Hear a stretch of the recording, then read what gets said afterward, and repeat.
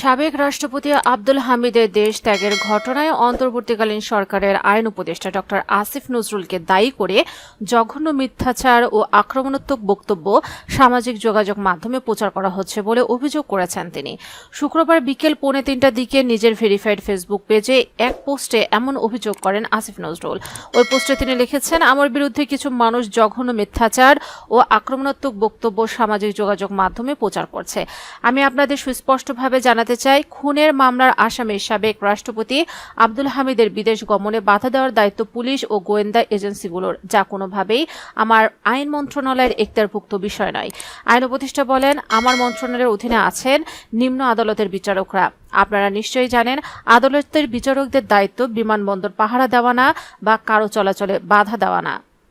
তিনি বলেন, আওয়ামী লীগ নিষিদ্ধকরণের সুযোগ রাখার লক্ষ্যে আইসিটি আইনে সংগঠনকে নিষিদ্ধ করার বিধান আইন মন্ত্রণালয়ের খসড়ায় ছিল। আইন উপদেষ্টা হিসেবে আমি নিজে এটা উপদেষ্টা পরিষদের সভায় উত্থাপন করেছি। আমার উত্থাপিত খসড়ায় আমি বিরোধিতা করব, এটা কি সম্ভব? উপদেষ্টা পরিষদের সভায় কোনো উপদেষ্টা কি ভূমিকা রেখেছেন, এ নিয়ে আমাকে ছাত্র উপদেষ্টাদের বা অন্য কাউকে দোষারোপ করা থেকে বিরত থাকুন।